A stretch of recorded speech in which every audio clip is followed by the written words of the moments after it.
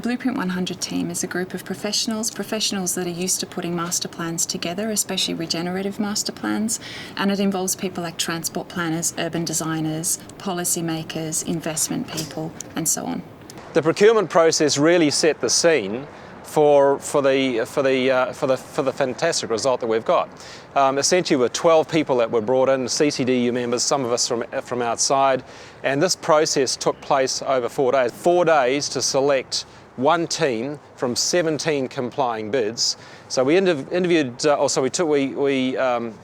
all those complying bids over 1 day, a Saturday. The Sunday we shortlisted it down to 4. On the Monday we brought those 4 parties in and interviewed them. On the Tuesday we selected the preferred party, and on Wednesday they were in our offices actually physically working. So that's just how compressed it was, and that really illustrates just how focused this whole process has been. We quickly put together the team, which involved at a local level Boff and Miskell as landscape architects and urban designers, ourselves as architects and people who have been in the city for over 50 years now. We realised there was a need for specialist skills, particularly buildings, like the convention centre and the sports stadiums, etc. So we got Populous and Woods Bagot on the convention side of things. It was clear that there was an urban design overlay that really was going to be holding this whole thing together, and so Woods Bagot, with their urban design skills and experience both in Australia and beyond, really became quite a compelling and really strong part of that team, and it's, as expected, it's the way it's turned out actually, is that it's been wonderful to have those that skill and experience brought to bear. These people in CCDU were just outstanding in their fields and were great to work with, really helpful. The plan came together because the council had done the draft Central City Recovery Plan, and that gave us a fantastic tool to take that and say, well, how do you actually make this happen?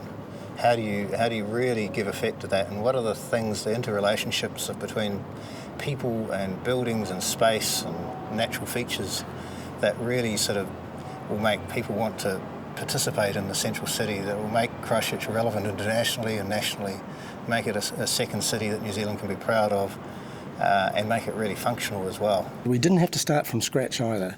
The great thing for us was that the City Council had been through a process for about a year or more to actually come up with a vision for the city, and that had involved an extensive communication and engagement process with the community, and they had this posted idea which really worked well, so that there were 6 principles that the Minister and ourselves bought into right from the start. That we wanted the new Christchurch to be a compact city, a green city, a market city, an accessible city, and a great place to live, learn, study, play, and set up business and invest. We've done a lot of engagement with community and stakeholder groups. We've also read all of the Share an Idea messages, which have been fantastic for us. Christchurch City Council got the vision right. They did a wonderful job in terms of collaborating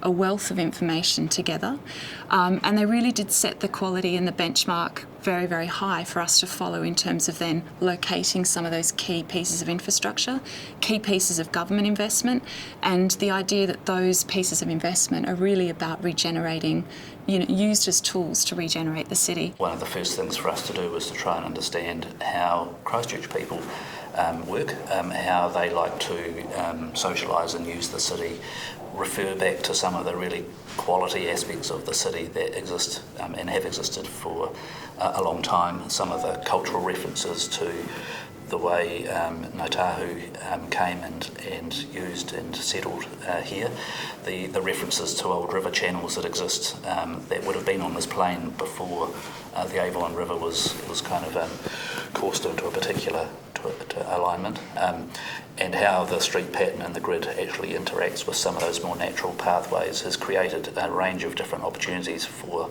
siting our anchor projects within that framework. We really need to be clear that we're not starting from scratch. Although there's been much devastation and demolition through the city in its current context, there's actually a wonderful series of elements that we're building upon, and they include the local geography. So you're looking at the Southern Alps, the Port Hills, the Canterbury Plains.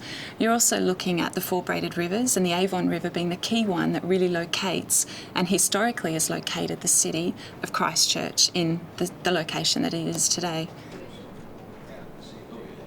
One of the challenges that we had right from early on is that the problems with Christchurch actually were evolving and there before the earthquakes happened. So one of the biggest challenges the city was facing is that there was too much space. Huge amounts of development, thousands of square metres actually of commercial office space that were unlet. And that's not a healthy city, that's actually a declining city. And it's something that it doesn't move well into the future. The city, like so many cities in New Zealand and overseas, was undergoing a lot of change, and there were a lot of empty buildings, a lot of buildings that we wanted to keep in heritage terms, historic buildings, but the city was in need of an injection, if you like, of energy. We were conscious of the fact that history was against us. So economic history and investment history would tell you that when you have a climatic disaster like floods, economies and communities generally recover well. When you have a seismic disaster, the evidence is mixed, and that's obviously a function of the safety fears and concerns that people have around those sorts of things. So that was one thing. The second thing was that we had asked people to leave the central city after February the 22nd. We'd also asked them to adapt to a new environment, which they have done. Christchurch has proven to be remarkably resilient in that respect. So we had to recreate the need to come back, or the desire to come back. So for us it was about not just re-establishing old behaviours, but also creating new ones for people. The extent of the damage is really the problem. Following the earthquakes, we've lost hundreds of buildings. The identity of some of those buildings, yes, but we've actually got new areas to build on. The eastern areas of the city were also the worst affected, so about recognising that influence in terms of what our initiatives were to move forward and where we might do the most intervention in terms of the blueprint. I think one of the other challenges was really the multiple ownership that's involved in terms of the city centre. And if you look at a plot-by-plot basis, a lot of it's privately owned. It's difficult for government to make huge changes in these areas without having some control over the destiny of those parcels of land to make a cohesive city for everybody again. The blueprint is about creating certainty and confidence. Now we have the plan. People know where things are going to go. People know how the city will work. And from that, the private sector, as well as other government agencies, can start to really develop their detailed thinking around where they want to be and what they want to build around this city framework. So one of the really important things is to be able to give those businesses and investors coming in some certainty that they're going to be in a place where there's other high quality buildings going up, businesses coming in, there's foot traffic. So a lot of it has been around looking at the land, how much that land is and how we can concentrate the redevelopment in areas and have whole blocks coming forward at once, and so that we're not having isolated buildings and developments. So you'll see looking at the plan with the frame and then the developments and precincts and areas inside, it's been designed to do that. Part of the job for the Blueprint team was locating these anchor projects, and really the idea is to optimise, development that would surround them, but also catalyse new development and adjacencies that work well with these sort of uses. So things like for the convention centre, hotels, bringing hotels close back into the city centre, upping the bed count, which is desperately needed in Christchurch.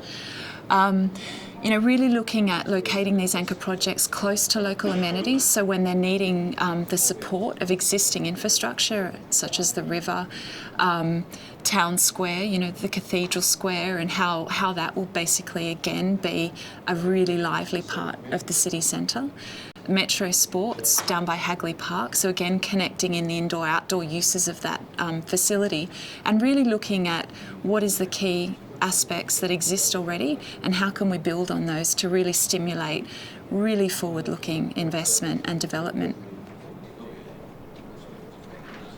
It's about the evolution of the city, so the layers that the city will build over time. So early on we need some early wins, but also understanding that to be truly sustainable, this will take time. It could be 10, 15 years to fill the city centre up again.